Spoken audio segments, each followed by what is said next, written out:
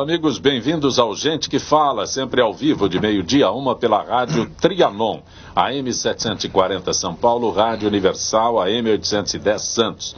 Estamos transmitindo direto do estúdio da rádio Trianon, através da nossa fanpage Facebook/programa Gente que Fala.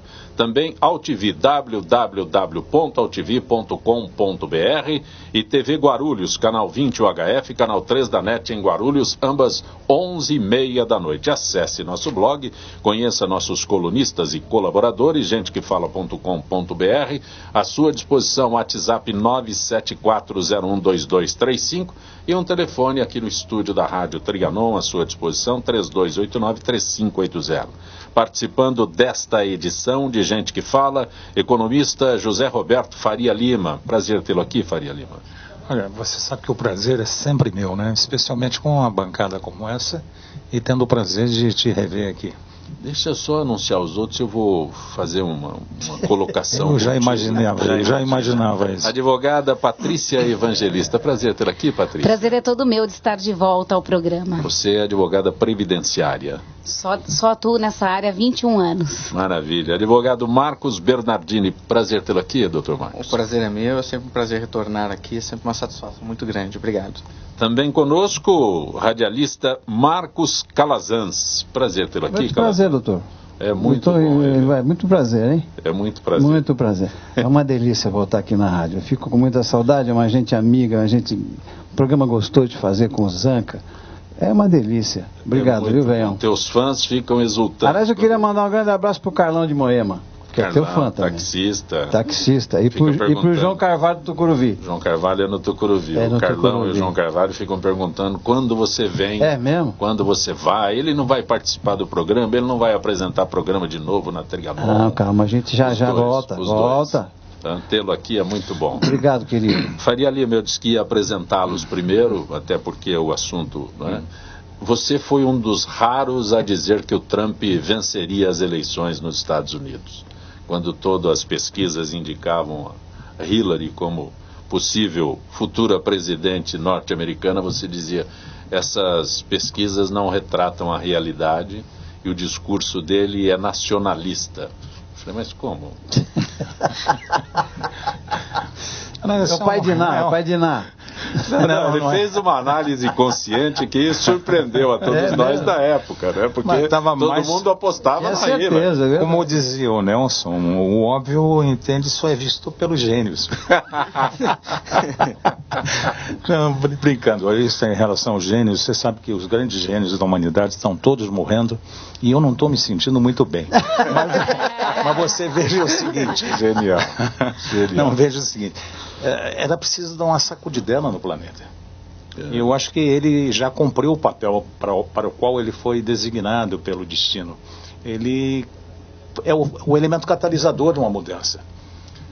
A humanidade estava toda perplexa, parada, em inércia estática, ninguém se mexia, todo mundo paralisado, todo mundo meio perplexo com esse fenômeno novo da explosão da informação, dessa globalização, mundialização, dessa situação que nós estamos vivendo, e uns ficavam dizendo, puxa vida, será que eu já vivi o paraíso no passado? Quero voltar para ser Alice no País das Maravilhas. Não, você conhece algumas assim, né? Ou será que é no futuro? Me prometeram isso, eu fui no templo, me prometeram que vai ser amanhã. E está andando parado, era preciso dar uma sacudidela. E ele vai dar uma sacudidela, vai criar condições da gente voltar à realidade. Ele vai fazer o muro mesmo?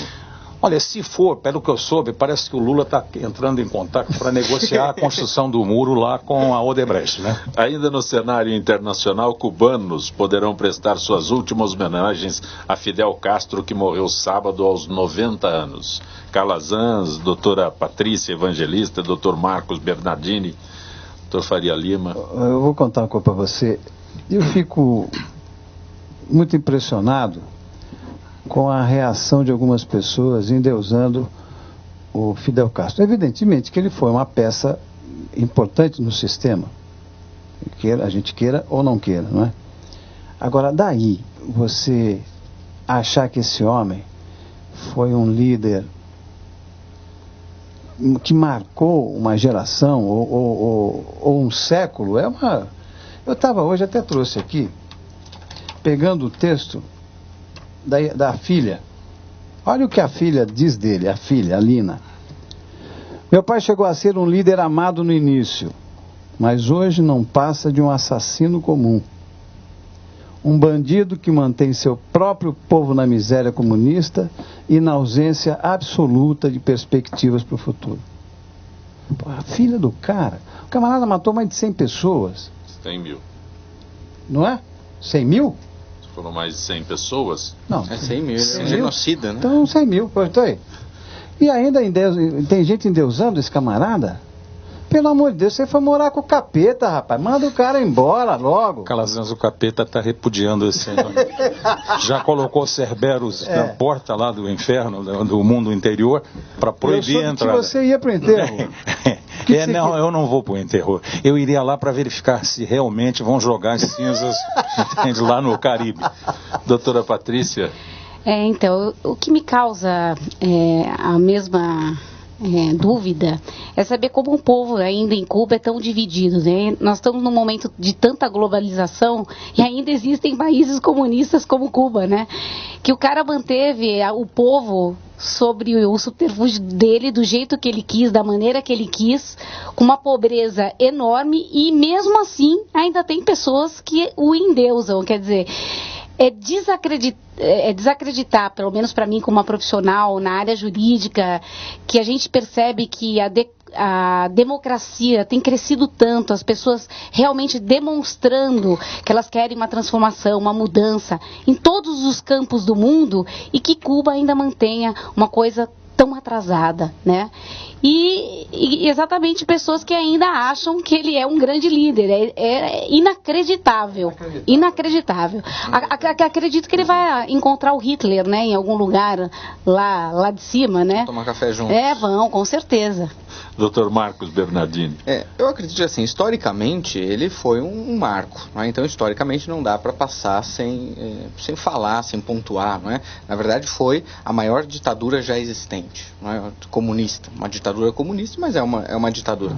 Agora, o que me preocupa bastante são os próximos passos que aquele país vai adotar, vai tomar, não é? Porque por tanto período de opressão não se tem líderes lá, não é? Então você não tem partidos políticos, você só tem todos os líderes civis que eventualmente surgiram no curso da história foram apagados, não é? Então foram mortos, não é? Você tem historicamente alguns generais que surgiram e eventualmente quiseram se rebelar e foram assassinados. Então você não tem lá lideranças, não é? Então o país, a bem da verdade, ele também está largado, porque ele não se acostumou, porque 50 anos é muito tempo, não é? É muito tempo vivendo na opressão. Então não se ensinou a discutir, não se ensinou a liderança. Então você não tem líderes lá. Então é importante agora o mundo pensar como que essa situação vai evoluir. Então vai evoluir para quê? Não é? Porque há muito tempo já o Raul Castro é que estava tomando as decisões, ele estava afastado efetivamente, não é? Então passou para o irmão, não é? Que tem, óbvio, menos, não é, agressividade, aquela coisa toda, começou a abrir um pouco, né, a conversa e tudo mais, mas ainda estamos falando num comunismo, ainda estamos falando num ambiente extremamente opressivo. Então, qual é o próximo passo que esse país vai dar? Ele vai dar um passo a caminho da democracia? E como será essa democracia? Será uma democracia tranquila? Será uma mudança tranquila? Ou será uma mudança a partir de sangue? Não é? Estamos falando também de um exército muito forte. Não é? Então, será que o povo vai ser mais oprimido com essa mudança? Então, e isso eu acho que é importante agora a gente pensar. Porque, graças a Deus, morreu, foi embora, não é? Então, resolvido. Mas eu acho que é preocupante para o mundo, não é, pensar como vai ser o próximo passo de um país oprimido por tantos anos, não é? Então isso me preocupa bastante. Marcos, gostei muito da sua explanação. Nós aqui no Brasil vivemos um período menos longo, foram 13 anos em algo semelhante que destroçou um monte de coisas, um monte de valores, mas a morte, a verdadeira morte, você tem 4 escalas de morte. Você tem a morte clínica, a morte biológica, a morte celular e a verdadeira morte, que é aquela que vem pelo esquecimento. A verdadeira morte só vem pelo esquecimento e, infelizmente, como você bem disse, ele ficou como um ícone do mal. É verdade. Esquecer, ele vai ficar, entende, marcado, como Hitler, como Stalin, como Lenin, exatamente, como Potty, como um monte de outras personalidades. Nessa dicotomia entre o bem e o mal, que é onde nós evoluímos. Desde 195 mil anos atrás, quando emergiu o primeiro ser humano, né? Eu fico, entretanto, com uma certa dose de esperança. Nós ficamos livres, né? Finalmente, eu acho que Cuba está livre. Não, é excelente. Da presença física. Eu adorava, você também, né, Calazans? Nós tomamos muito a Cuba livre naquele tempo, né? E agora, literalmente. Então, literalmente. E eu acho que a liderança, ela não precisa ser imposta, ela emerge nas situações mais inesperadas. E a sabedoria daquele povo sofrido vai eclodir em algum momento. Mas a colocação do Dr. Marcos é perfeita. Não tem ninguém. Não tem. Que nós saibamos. Não tem. Mas aqui no Brasil também. Eu acho, por exemplo, a novidade. Tem uma série de novidades. O Trump. O Trump virou novidade. O próprio João Dória virou novidade. Não vai virar mais. A novidade é uma vez só, entende? É uma vez só. Credibilidade também, é feito virgindade, isso só acontece uma vez, quer dizer, então eu acho que a sabedoria do povo que sofreu, que viveu e que agora, entende, não tem mais condição de ficar surdo às mensagens e o fluxo de informação que chega, afinal de contas são a 140 quilômetros de distância da Flórida. Sim. E eles têm lideranças gigantescas que emigraram, que fugiram a nado e que estão hoje se consolidando voltarem essas pessoas. Né? Mas por um outro lado também tem muita gente que deve estar com sede de mudança, ou seja, de aproveitar essa oportunidade e realmente fazer diferente com o país. Eu acho que tem esses dois lados que podem... Eles talvez não tenham essa instituições, essa estrutura montada no plano político. Exatamente. Que possa possibilitar alguma coisa, uma oxigenação maior, uma penetração maior, uma capilaridade maior no povo. Mas está na alma do cubano, está na alma do homem, a essência da vida. É a busca da liberdade. Essa liberdade teria que gera tudo isso entre nós. Vai acontecer. É o bem maior, né? Aqui no Brasil, o presidente Michel Temer anunciou que vai impedir a tramitação da proposta que prevê anistia ao crime do Caixa 2 articulado pelo Congresso. Quando ele fez esse anúncio, ele estava ao lado dos presidentes da Câmara e do Senado, deputado Rodrigo Maia e senadora Renan Calheiros. Marcos Calazans, doutora Patrícia Evangelista, doutor Marcos Bernardini, doutor Roberto Faria Lima, doutor Faria Lima. Eu acho que dois acontecimentos motivaram essa reação do presidente Temer. O primeiro, que o ex-ministro, que disse que gravou lá a conversa, absurdo, não sei o quê, daria uma entrevista para o Fantástico, como deu. Né? Então ele sabia que no Fantástico teria uma grande novidade que ele não sabia qual era. Então precisava responder antes. E outra pressão popular, né? O Brasil hoje não é mais o mesmo Brasil, velho. Calazans, você acredita em pressão popular? Claro que eu acredito. Você imagina. Você acredita? Imagina, e vou contar uma coisa para você. Não sei quem foi que falou. Eles continuam no Congresso fazendo o que bem entende. Fazendo o que bem entende, não vão fazer mais o que bem entende. Você está enganado, Zanca. Não fazem mais. O Brasil é outro, hoje é outro país. Os negros invadem aquilo. Não é retórica. Invadem fisicamente. O buraco é muito mais embaixo, velho. As coisas estão mudando. Continuo descrente. Mas não fique. Quando que você viu esses grandes empreiteiros presos? Quando você viu políticos presos? Quando você imaginou um Zé Dirceu na cadeia? Não tem.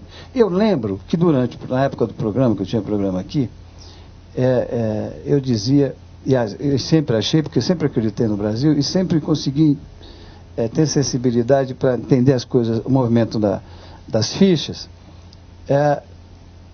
que os caras iam para cadeia mesmo. E no Lava Jato, no Lava Jato não, no Mensalão. E todo mundo me chamava de poeta. Não, eu tive aqui no programa contigo na época do Mensalão. Você foi eu que me chamou de poeta. Então, não é mais o mesmo Brasil. As coisas estão mudando mesmo. Não é brincadeira, não. O povo é outro hoje. Agora, você imagine com a facilidade que se tem hoje de você mandar torpedo e isso tudo para os políticos, enfim. Você imagina a quantidade. De juntar multidões, né? Multidões. Hoje o brasileiro cansou. Eu acho que o brasileiro, a gente assistia isso nos outros países, o povo se reunindo, batalhando pelos seus direitos, e a gente via que era uma coisa que jamais acontecia no Brasil. E hoje você vê. Doutora Patrícia, eu vou acrescentar nesse descrédito que eu tenho a decisão do Supremo Tribunal Federal rejeitando recentemente a possibilidade de desaposentação. Né? Aqueles, para esclarecer um pouco mais, aqueles que se aposentaram, continuaram trabalhando, continuaram contribuindo obrigatoriamente, diga-se de passagem. Compulsoriamente, né? Continuaram contribuindo. Aí o governo, ou aqueles que julgam, disseram, não, o governo não tem dinheiro para pagar. Então, que mudança é essa? Então, mas aí me responsabilizo pelas minhas palavras. Por quê? Tudo bem, que mudança é essa que o judiciário faz o jogo do governo sabendo que o povo tem direito e não respeitando? O que acontece é que, infelizmente, hoje o poder judiciário, hoje representado pelo Supremo Tribunal Federal, é muito mais político do que qualquer outro órgão. Sempre foi. É nomeado. Certo, e assim, foi uma decisão meramente política sobre a justificativa que não há uma previsão legal, e é exatamente porque não havia uma previsão legal que a matéria era uma matéria exatamente que ele se manifestasse, né? Então, assim, a gente vê direitos... Não houve unanimidade. Eu digo o seguinte, você não precisa ser nenhum profissional habilitado na área previdenciária para entender, e para quem está nos assistindo, nos ouvindo. Eu efetuo o pagamento porque eu tenho uma obrigação de verter contribuições previdenciárias que são retiradas do meu olerite e repassadas à Previdência Social. E eu não tenho direito a nenhuma contraprestação, ou seja, eu não tenho nada em troca, nada. Se aquele cara está trabalhando, ele está aposentado, continua vertendo contribuição, ele fica doente, ele não tem direito a um auxílio-doença. Então, quer dizer, não tem direito a acumular benefícios, não tem direito àquele antigo benefício da Previdência que chamava-se pecúlio, que era a restituição dos valores com juros e correção depois que você se aposentava. O famoso pé na cova. Não, o pé na cova era o abono de permanência, aquela pessoa que quando ela já havia completado o requisito para aposentadoria proporcional, ela recebia 20% e depois optava por aposentar mais tarde. O pecúlio não, toda pessoa que era aposentada e continuava contribuindo à Previdência Social, ela tinha o direito, quando ela parava de trabalhar, ter restituído os valores com juros e correção monetária. Isso foi eliminado pelo sistema em março de 1994. Então, foi a partir daí que começaram a criar os grandes juristas na área previdenciária, a criação da desaposentação, tendo em vista que o cara era obrigado a contribuir e não tinha direito a nada em troca. E vou além, nos países desenvolvidos, o que acontece? A desaposentação, ela é prevista por lei e é automática. O cara que se aposenta e continua trabalhando, cada ano que ele completa mais de tempo, automaticamente o benefício dele é revisado. Então, se isso acontece em vários outros países, também poderia acontecer no Brasil, né? Poderia acontecer no Brasil. Por isso o meu descrédito... Quando ele falou dos juristas, juristas são aqueles que vivem de juros? Eu estou só citando um exemplo do meu descrédito. Quando a Suprema Corte vai lá e dá uma decisão... O que a doutora Patrícia falou é o segredo de Polichinelo. Eu estive... alguns anos lá em Brasília. Você foi deputado por 2 mandatos, competente, mas eu não consegui, desistiu. Desisti.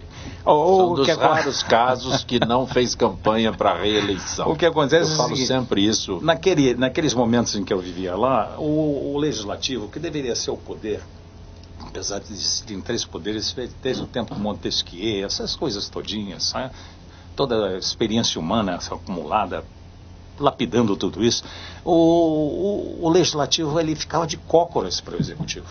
Porque, na realidade, o presidente da República no Brasil tem um poder superior a qualquer imperador, a qualquer monarca, daqueles mais déspotas, além de esclarecidos déspotas, né? Então, Por exemplo, quando apareceu um senhor chamado Cunha, né? Não sei Cunha, como é o nome dele? Eduardo Cunha. Entende? Eu dizia, poxa, esse é meu canalha favorito, porque ele conseguiu restaurar um certo equilíbrio entre os poderes. Eu me lembro que o Lula dizia que eram 300 picaretas. No meu tempo, eram muito menos. Aí apareceu o Clodovil, que queria reduzir. Hoje são 513, mais 81. Isso é tudo um jogo muito interessante, porque para se manter aparências, porque o Brasil vive de aparências. O que é democracia? Democracia. Você tem as casas do poder abertas. Pô, mas estava levando uma surra das ruas, não é, Calazans? Como é que a gente faz? Eu tenho um controle lá do Senado. Então vamos fazer o seguinte, vamos transformar território em Estado, a gente instantaneamente ganha 9 senadores e a gente assegura uma maioria. E perante o mundo nós somos democratas. É sempre assim, o Brasil na realidade gosta de viver dessas aparências. A gente só copia o que não deve. A gente só copia o que não deve lá de fora. A nossa Constituição é uma colcha de retalhos. A nossa Constituição jogaram as 24 que eles acham bonito nos outros países, eles vão copiando. As 24 possibilidades, entende, éticas, foram todas colocadas lá e criam, entende, uma complexidade terrível. Você tem causa pétrea favorável à vida e quer defender o aborto. Quer dizer, são coisas que ficam, entende, na loucura. E confundindo transição com transação. E hoje viraram heróis, né? Os caras que confundiram a transição democrática com a transação, hoje estão podres de rico, ou não estão. Então aí mudando até o nome do Lava Jato, que agora é Lava Calça, porque eles estão preocupados que parece que existe, e eu concordo com o Calazans, um certo despertar. É na marra, o despertar é na marra. É na marra, isso é verdade. O tal de Miri Lopes, que era um sociólogo cubano, ele dizia que o homem faz as coisas por 3 motivos. Por amor, ou que é uma parcela muito pequenininha. Pela dor. É, sua mulher, o seu filho, né? Mas, você manda as coisas, ela diz, não, então vamos fazer, Zanca, fica tranquilo que eu faço. Por convicção, que são aqueles, entende, que já têm um certo grau de discernimento e fazem por convicção, mas na realidade fazem é por temor. Você acha que o cara nos Estados Unidos não joga lixo na rua, entende, por convicção, por amor à cidade? Não, é porque se pegarem ele jogando lixo na rua, ele paga $500 de multa. É temor. O seu amigo aqui de vez em quando tem esses devaneios de resolver pensar, porque eu cheguei à conclusão que pensar não dói, então eu quero pensar.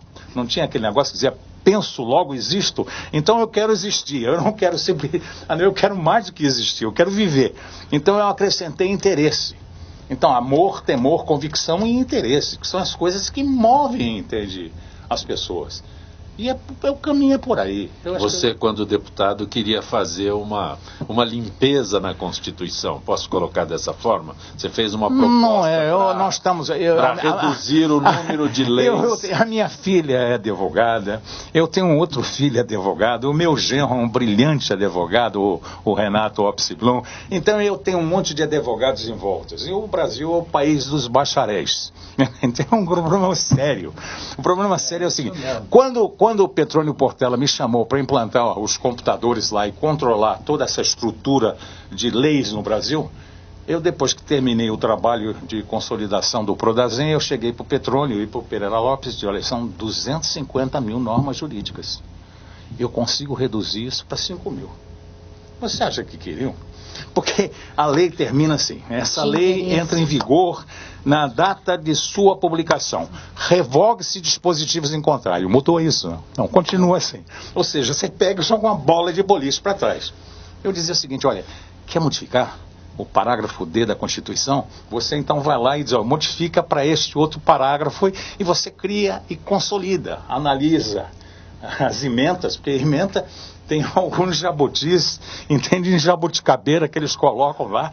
Por exemplo, agora, quando eu votar as leis contra a corrupção, e que iam votar, eles colocaram um monte de jabuti. Sim. Em jabuticabeira, porque no Brasil é o único país que tem jabuticaba, né? Aquela jabuticabeira, ou então aquela vaca que foi pro telhado, eu sei quem colocou ela lá, mas eu sei que ela vai cair. Mas quando cair eu não estou mais aqui. Então eles não quiseram reduzir esse processo. Da Constituição de 88 para cá, surgiram mais de 4 milhões de novas normas jurídicas, porque tem portarias que têm valor maior do que lei. E todo mundo está criando lei. Você vê o próprio presidente, quando foi na televisão, disse, não, isso não é bem uma lei, mas é um decreto. Porque é tudo no Brasil, a gente resolve por lei. E se fosse resolver os problemas do país por lei, nós seríamos uma maravilha. Pindorama seria fantástica, porque não teria problema. E como a doutora Patrícia falou, o que eles copiam, o que de melhor tem lá fora. Nós copiamos as principais instituições inglesas, os métodos americanos, porque tudo que a gente copia, a gente quer copiar lapidando e do melhor. Só que... Damos um jeitinho. Tem umas que pegam, tem outras que não pegam, né? Damos um jeitinho. Não funciona, na verdade, não funciona, porque não é assim. É uma questão cultural, de estrutura, desenvolvimento, educação, né? Então não é a lei que vai resolver porque está escrito, né? Então é ruim isso, né, na área jurídica, a gente acreditar que tudo se resolve por força de lei. Não é a lei, né? Não é a lei. Você pode ter a lei, as pessoas começam a descumprir, vão achar ali uma brecha, vão dar um jeito, vão começar a corromper aqui, mudar ali, e aí daqui a pouco faz outra lei porque aquela não deu certo, muda mais um pouco, não funciona, né? Então, na verdade, o conceito de justiça é tão difícil de ser definido, porque na realidade os juízes eles impõem a lei, eles não buscam a justiça. Então, quanta injustiça é feita... Não, e nesse país se cria, por exemplo, leis específicas em função do momento que você está vivenciando, quando na verdade uma lei é uma lei, para ser cumprida e ponto final. Não pode ser um crime hediondo porque tem corrupção. Corrupção é crime, ponto final. É isso, entendeu? Não pode apenas ser só aumentada porque tem muita corrupção no Brasil.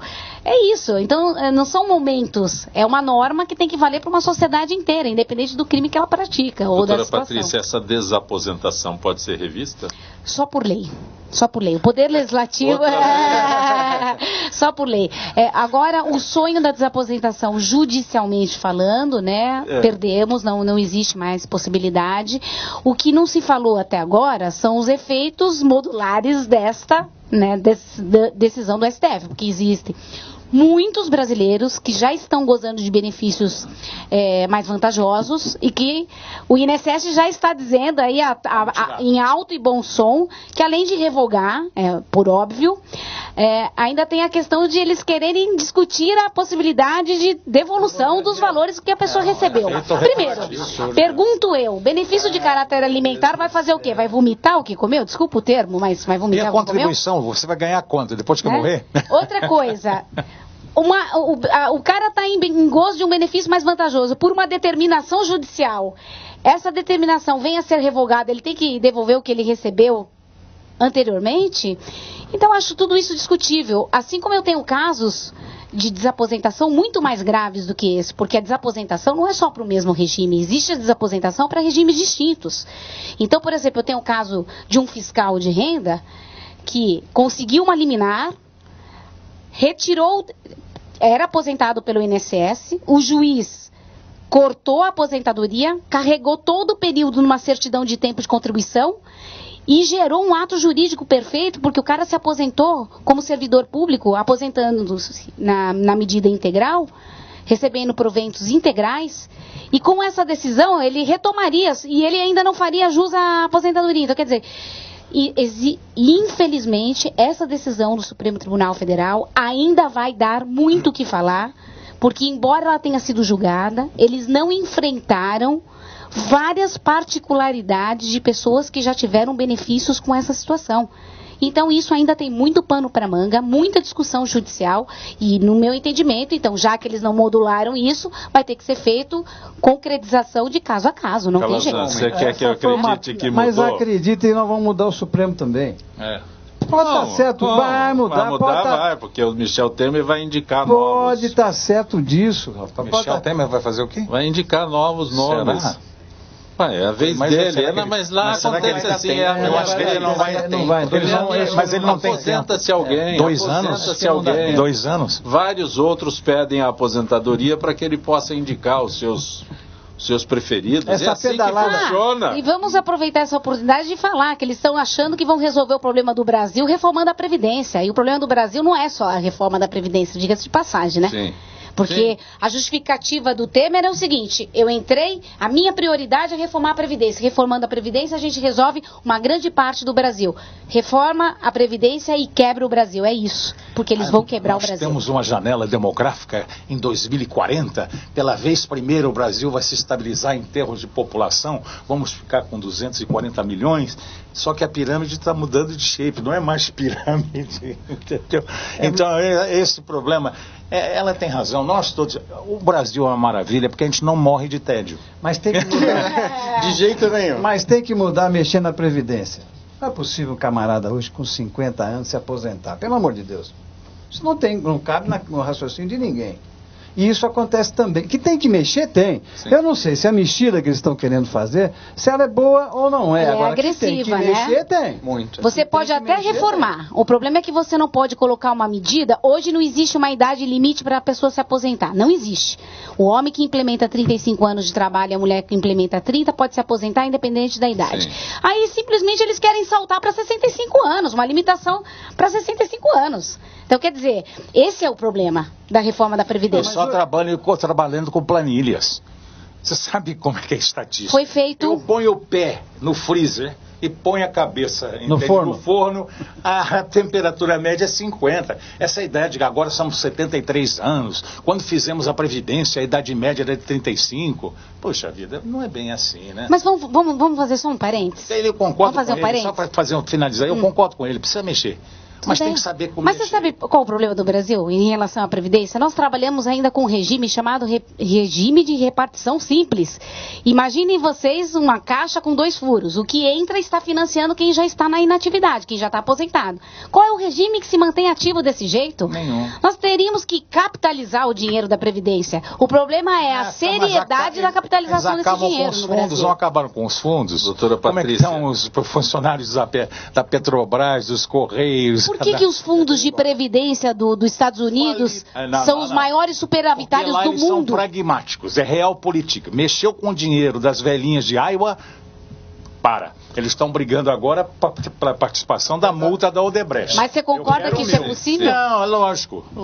Aí vem a turma, entende que tem uma visão meio arcaica, diz, não, eles querem criar a previdência privada, isso, aquilo. E sabe qual foi a justificativa também um dos entendimentos do Supremo? Não. É que o que vigora no Brasil é o princípio da solidariedade. Nós estamos financiando quem está na inatividade e eles entendem que a gente tem que pagar hoje para as próximas gerações. Desculpa, isso é um absurdo. Mas o que eles fazem na realidade, isso é infringimento de norma de seguro. O que eles fazem na realidade é bancar, entende, o executivo moderno e resolver os problemas todos, pegando e renegociando as dívidas e jogando para gerações futuras pagarem. É isso que acontece. Doutora Patrícia, o Jaime do Jardim Bonfilhori pergunta à senhora se a Previdência brasileira é ou não deficitária. Eu entendo que não é deficitária e tenho base para falar isso. Eu sou uma pessoa muito estudiosa, não só atuo nessa área, mas eu estudo muito. E eu li um trabalho, assim, fui a fundo, feito por alguns fiscais que comprovam que a Previdência Social no Brasil ela é superavitária por bases legais, tá? Por bases legais, né? E outra coisa, não é só isso, ó. Se você pegar, se não existisse tanta corrupção, fraudes na Previdência, se não existissem tantas empresas que são abertas com o intuito de não pagar nenhum tipo de contribuição previdenciária e todas as outras coisas que existem de estrutura, com certeza ainda seria muito mais superavitária. O Reginaldo do Limão e a esposa Consuelo mandam um forte abraço ao Calazans. Ô, Reginaldo e Consuelo, queridos amigos. Lá no Limão. Você motiva as pessoas a se manifestarem, isso é muito bom. Faria Lima, Lucas de Santo Amaro pergunta sobre o seu parentesco com o saudoso prefeito Faria Lima. Eu sou filho do brigadeiro Roberto, que era o irmão mais novo do José Vicente, que foi prefeito. E parente do almirante Faria Lima, que era o meu tio mais jovem, que foi governador do Rio. Todos foram e não almirantes. Tem culpa nenhuma, entende o que está acontecendo no Rio. Agora. Todos eram 2 almirantes, 2 brigadeiros. Eu sou, teoricamente, coronel, na eventualidade de uma guerra com a Bolívia, o que não vai acontecer, porque eu fiz a Escola Superior de Guerra, mas hoje eu sou pai de uma coronel. A minha filha é coronel da aeronáutica. seguiu a carreira da família. Teu pai, teu tio, eles eram do... Eles eram do Exército e tio José, junto com Eduardo Gomes, criou a Aeronáutica em 41, a qual o primeiro-ministro foi o Salgado Filho, que era civil. É teu pai que viajava pela Amazônia apenas com a referência Meu pai era o piloto do Getúlio, era o cara que voava pela Amazônia, era o cara que falava, desce ali, desce lá. É o comandante de Cumbica, que recebeu o Jânio aqui quando ele renunciou. Calazans Marcos de Pinheiro, sua avaliação sobre matéria de capa da Veja desta semana, que o santo citado em planilhas da Lava Jato é um importante político paulista, diz o Marcos de Pinheiros. Eu li essa matéria e eles induzem que o tal santo que aparece seria o governador Alckmin. Eu não sei, vamos pagar para ver, tem que ir lá fuçar, levantar e seja quem for. Seja quem for, fez porcaria, fez lambança, meu pau no nego, não tem conversa. São Dimas estava lá na cruz. Anderson Catoso, do Facebook, mandando um abraço ao caro amigo Faria Lima, pedindo que ele responda se a essa altura o capeta não pensa em pedir free pass para cair fora do inferno antes da chegada do Lula. Ele está desesperado, está desesperado. Será que ele vai nos funerais? Não tem. Ele está desesperado, O capeta. Dr. Marcos Bernardini, o Adriana de Santana, sucesso de promoções como a Black Friday se deve ao fato do brasileiro comprar o que não precisa, consumir. As Black Friday foi um sucesso no Brasil? Foi, né? Esse ano e foi. O Black Fraud? Então, né? Na verdade, o brasileiro é extremamente perspicaz, né? Acaba usando de tudo, né? Para ganhar dinheiro. Infelizmente, tem muita fraude mesmo, né? Não só nesse período específico, mas na internet, principalmente, a gente é campeão, né? Em ser vítima de fraude, né? Mas nós tivemos, em relação ao ano passado, hoje de manhã mesmo, eu estava vendo no jornal, um crescimento de 17%, né? É um crescimento muito bom, né? É um crescimento muito bom. Isso evidencia que pegou essa circunstância aqui no Brasil, porque nós pegamos essa ideia, né, de Black Friday, de se ter um dia com um desconto maior dos Estados Unidos. Nós não tínhamos isso, né, até pouco tempo. Mas isso é as liquidações que nós temos pós-Natal, não é isso? Não, foi a ideia de criar depois do dia de ação de graça. Depois da última quinta-feira de novembro, que é a ação de graça, vem o Black Friday. Mas isso é para limpar os para desovar para chegar ao novo Natal. A ideia é limpar. Só que lá funciona mesmo, não é? Aqui, nos primeiros anos, foi uma vergonha. Os PROCONs começavam a multar tremendamente. Por quê? Uma semana antes, eles dobravam, triplicavam o preço. Quando chegava lá, 60% de desconto. E você estava comprando com um valor maior do que era uma semana anteriormente. Ou seja, é absurdo o que estava acontecendo, né? Para você ter uma ideia, alguns estados, como por exemplo no Ceará, né, eles obrigam os fornecedores, que lá teve muita incidência disso, eles obrigam os fornecedores a entregar lista de preço, né, antes, um mês antes, para que eles possam comparar no dia. Isso é absurdo, não deveria acontecer, não é a ideia, né, não é a ideia. Mas nós tivemos um crescimento vultuoso, né, principalmente por compras realizadas pela internet. É porque melhorou muito. Melhorou verdade. Muito. O empresário viu a oportunidade de efetivamente cumprir, aprendeu, está aprendendo, né? Dá para ganhar dinheiro fazendo. Voltamos para a estaca zero, que é o comunicado do nosso amigo, que é o quê? O Brasil novamente se movimentando a não ser mais aquele povo que aceita tudo, que é otário, que acha que está tudo certo e vai acabar nisso. Não é só isso agora. É verdade. Então, hoje, tanto é verdade que algumas instituições que fazem propaganda desse Black Friday, eles foram obrigados, muitos comerciantes, de apresentar a tabela anterior e a atual para ver realmente que estava dando desconto. Que teve desconto. Isso é o fim do mundo. Porque nos Estados Unidos o cara fica na fila, ele dorme na fila. Não, Calazans, eu estou descrente. Doutora Patrícia, aumenta a minha descrença. Você tem que comprovar que você está dando desconto. Marcos, tem razão. É um problema de você se acordar. Faria Lima, eu tenho que comprovar comprovar que eu vou dar desconto. Eu sou da época que o Brasil foi tricampeão e era 90 milhões em ação. Você vê que eu estou cantando 70 aqui. milhões Se quiser em me ações. contratar, no cara 90 milhões. 70 milhões em ações. Não, em 70 eram 90 milhões em ação. Era 70 era o ano. 90 milhões. Hoje nós somos 205. Ou seja, em menos de 40 e poucos anos, nós mais do que duplicamos. Só que não veio muita massa cinzenta, veio mais gordura dentro desse processo de crescimento. Entendeu? E aquela bobagem de todo mundo querer tomar vantagem, né? Exatamente. Querer dar truque. No começo, que é isso foi que a gente exatamente aprende isso. com os caras de cima. Isso, o Exatamente. povo está de saco cheio e não quer mais. E vai limpar. Vocês vão ver, vai limpar. Você vai ver agora com o Odebrecht o que vai acontecer. Rapaz, tá todo mundo apavorado lá em Brasília. Tá todo mundo apavorado, porque não tem como justificar. O próprio Historicamente, a presidente gente não disse teve que é preocupante. E você acreditou. Não, é só para só queria saber. Tô querendo estar aqui. Não, ó, porque você tem que entender que o pessoal, como ele disse, gosta de tirar vantagem em tudo. É. Então ele desmobilizou todos os movimentos sociais que iriam para a rua para fazer manifestações, foram desmobilizados porque veio a palavra presidencial cercada de dois santos. O Renan, que é um homem puro, tão puro quanto aquela caminho alma da pura, canonização. né? Isso. E esse rapaz, o Rodrigo Maia. Que ainda Entende? tem que é um cara comprovar que tem mais milagres. sorte do que o Geraldo. Tem que Porque ele comprovar chegou milagres. e já colocou a fotografia dele entre os presidentes brasileiros. Agora, posso fazer uma pergunta para o Faria Lima? Pode. No ar, assim? Dia 4 agora estão fazendo um movimento Mobilizando. para uma grande Convocação. mobilização. Uma convocação no dia 4 agora.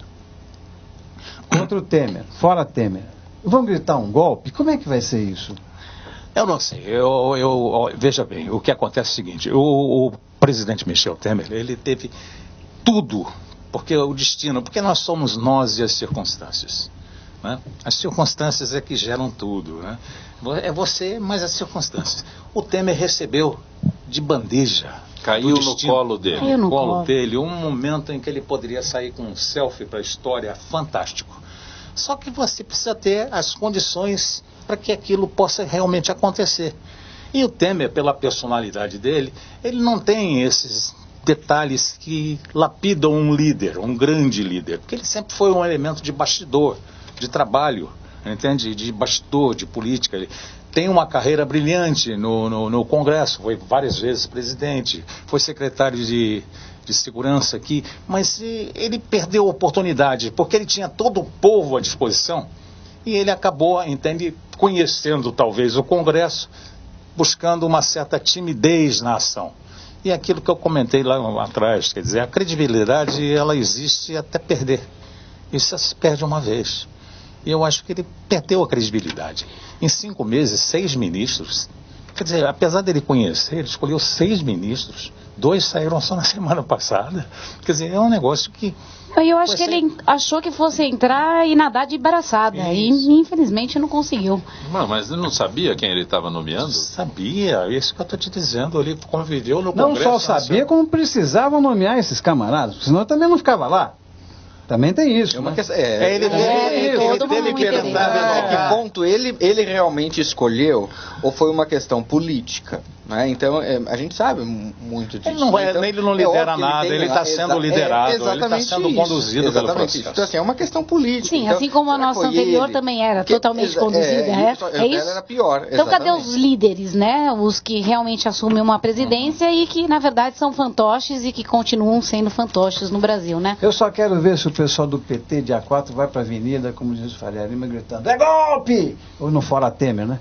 É golpe! E tirar também o Temer vai colocar quem, né? Mas quem agora, é que vai o agora Maia? a próxima mobilização é contra o do Temer? É, também, contra Dia o 4. Temer. Contra o também, Temer e o contra resto o da- Temer. O que eu acho é né, que do o Caixa ato de 2. você ir, entende, se manifestar, aquilo que a gente invejava, por exemplo, Nos países. nos países envolvidos. circunvizinhos, até na Argentina. Agora não temos um Papa argentino que é comunista, então que faz o trabalho sem despertar. Né? E esse problema do Caixa 2, você Tem que ter verifica um o problema do Papa Caixa comunista. Papa comunista era boa. Essa é boa. Papa boa, comunista. O próprio Fidel já dizia isso, É? que Cristo foi um dos primeiros comunistas. Não é isso que é dito. É um processo ilusório. É uma situação difícil. O Raulzinho, entende, conduziu o processo com o Frei Beto para que o Papa fosse, entende, convencer o Obama a eliminar as restrições. Raulzinho. A intimidade. Eu acho que ele vai no funeral. E agora você vê o Chaves, entende, que fala, o Maduro fala com o passarinho que fala com o Chaves. Sim, ele se comunica Então, diretamente. esses problemas, entende, que nós não percebemos. Para que isso é verdade. O ouvinte que não está sabendo, esse negócio do passarinho que ele falou, é verdade. O Maduro, na Venezuela, diz que o Chaves se comunica com ele através de um passarinho.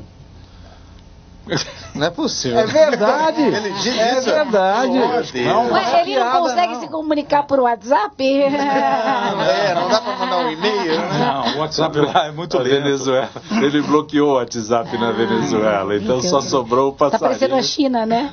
Só sobrou o barbaridade. passarinho. É uma barbaridade, né, rapaz? Você fica... Olha, mas isso é um fenômeno que está acontecendo. Parece que o mundo inteiro emburrou. No Brasil, a condição fica mais evidente, mas o mundo inteiro emburrou um pouco. Nós estamos meio perdidos. O Brasil fica mais No Brasil fica um pouco mais Ela evidente. levantou um fato muito importante. Infelizmente, não é só no Brasil, no mundo todo, a gente não tem liderança. É verdade. Não tem liderança. A última liderança que tem é o Papa, esse Papa novo. O Francisco. Não tem cara, Tem dois não tem papas. liderança. Você sabe que tem dois Mas papas? o outro a gente nem lembra dele. Pegou aquela doença alemã, a com gente nem o lembra Alzheimer. dele, Então, O cara foi mexer no Banco do Vaticano, sai pra lá, traz. Sugeriram que ele se aposentasse. Mas a história da humanidade não é essa. Ué, a origem do poder vem ou uma origem divina, que Deus chega e diz assim, é você. Você tem o sangue azul, você vai liderar. A origem divina. Ou falava diretamente com o cara, ou falava através de um oráculo. E o cara ia no oráculo e disse, o que Deus falou? Ele falou isso. Aí chegava para Hoje tem um passarinho. Exatamente. Essa é a origem divina do poder.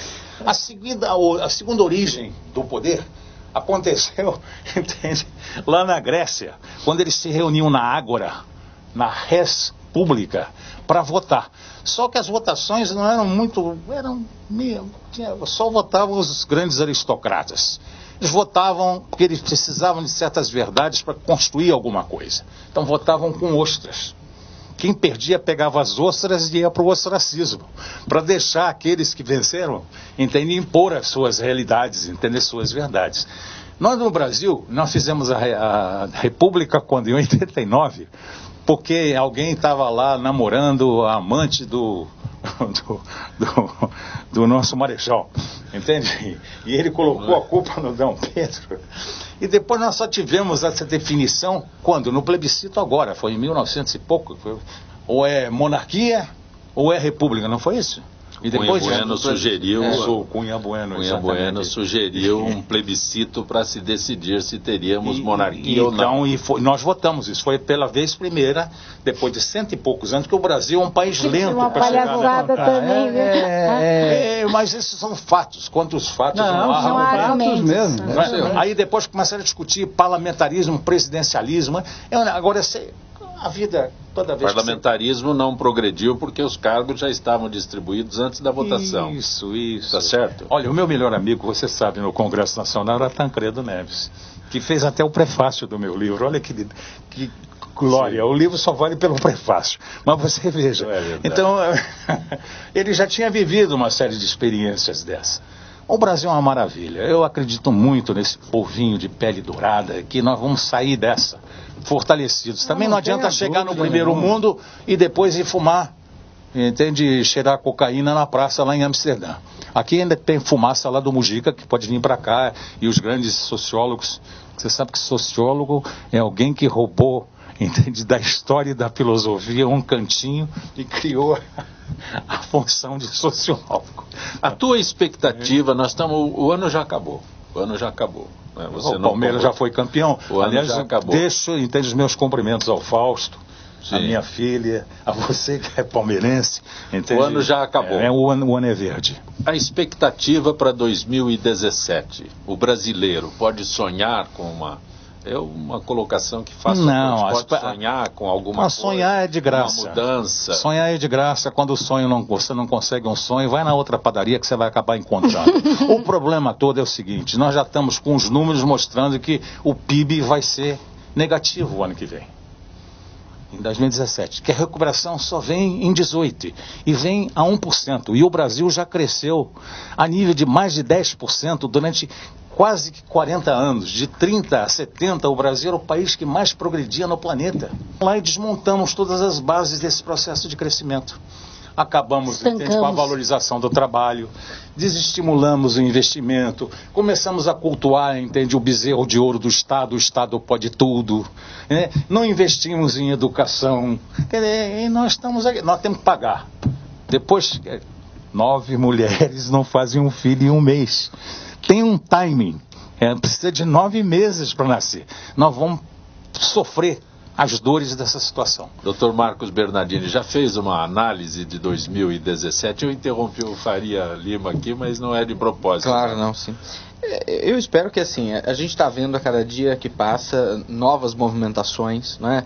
Independente de um ou de outro objetivo, de uma ou outra questão política, eu acho que o Brasil cresce com isso, né? Quando veja, tenho 36 anos, sou bastante novo. Já fizemos isso. Mas quando eu era adolescente, tudo mais, não se via isso. Eu não tinha essa movimentação, não tinha essa mobilidade, né? Veja, não tinha internet. Eu na minha adolescência não tinha internet, eu não tinha celular. Então hoje eu acho que a revolução por acesso à informação, ela trouxe muito mecanismo que a sociedade precisa ainda se adaptar, né? Então nós não sabemos ainda exatamente como funciona. Eu acho que por isso muitas vezes a gente se emburrece, né? Muita gente acaba não buscando informação, eu dou aula e meus alunos não leem livros, né? Pouquíssimos vêm. E hoje você tem muito acesso. Eu brinco com eles, eu falo assim, olha, na minha época eu tinha que ir na biblioteca. Não leem, é muito difícil, não lê e tem acesso.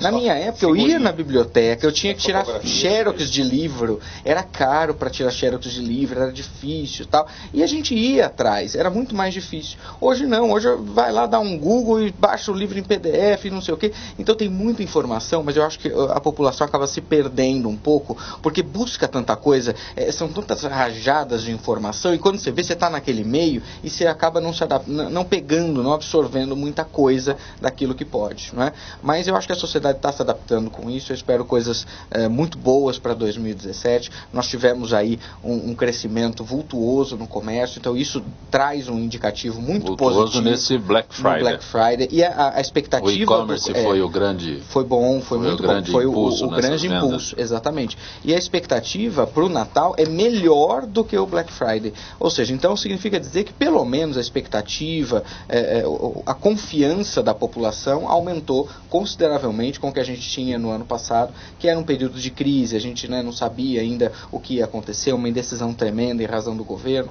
Então eu espero que ainda que não haja, tudo indica que não vai haver uma estabilidade, a gente ainda tem que pagar as dores do parto, né?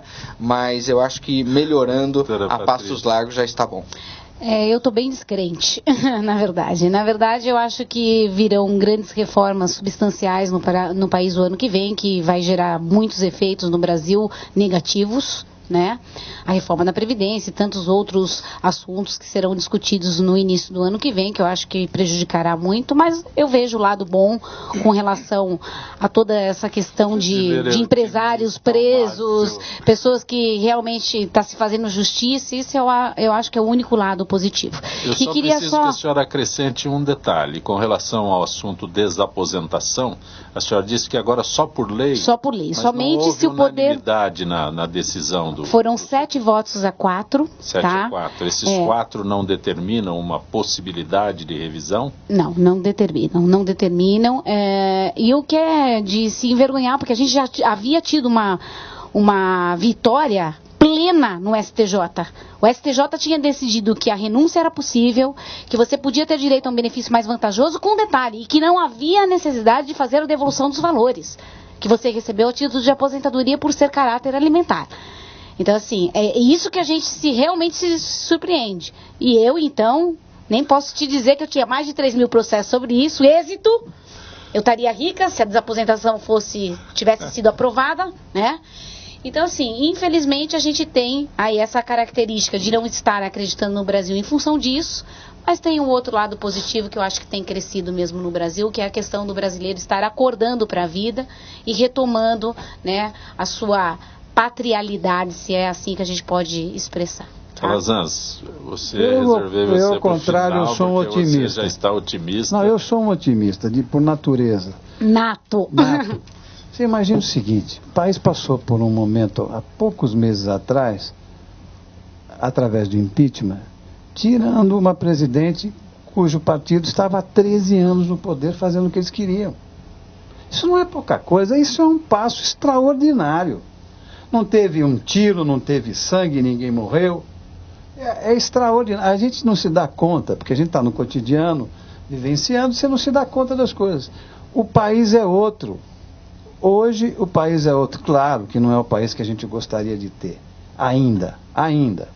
Aquela história, não, eu quero o país para os meus netos. Que meus netos, caramba. Quero o país para mim, para você, para todos nós.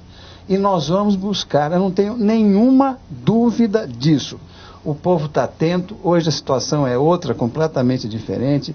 Acho que o ano que vem nós vamos ter um ano melhor do que esse foi muito dramático.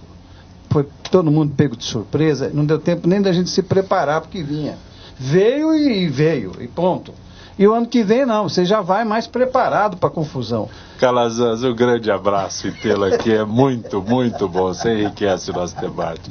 Grande abraço. Doutora Patrícia Evangelista, obrigado por ter vindo. Satisfação imensa poder participar, parabéns por esse serviço público, estarei aqui sempre que for convidada, com certeza. Doutor Marcos Bernardini, grato por ter vindo ao Gente Eu que agradeço, foi um prazer, aprendi muito com os colegas, é sempre uma satisfação estar aqui. Faria Lima, economista Faria Lima, foi aos Estados Unidos estudar cérebro eletrônico nos anos 60. Correto? Dívidas de gratidão se pagam de imediato. Muito obrigado a você, a minha loirinha, a Zenilda, ao Fausto. Quero dar só os parabéns para a Estael, que faz aniversário hoje. Se eu não der esses parabéns no ar para que toda a população compartilhe com a alegria que eu estou tendo, ela vai me matar, então eu estou dando os parabéns no ar. Mais um agradecimento. Posso mandar só um abraço para Fátima Soeiro, que é sua ouvinte? Ouvinte do Calazans. E nosso ouvinte também. É uma pessoa, uma criatura extraordinária, uma família linda. Um abraço enorme para ela e para a família toda. Gente que fala tem a direção geral do jornalista Fausto Camunha, a diretora de produção Zenilda Salvato, redação Pedro Esquiavon, produção cultural Ricardo Godoy. Na rádio Trianon, Benebenê, Cléo Rodrigues, Neildo Neres, Ricardo Valim. Na direção da TV Guarulhos, Fernando Mauro. Na direção da UTV, Alberto Luquete. Na técnica, James Eduardo, Paulo Afonso e Iago Matsumoto. Estaremos de volta amanhã, meio-dia. Gratos, até lá.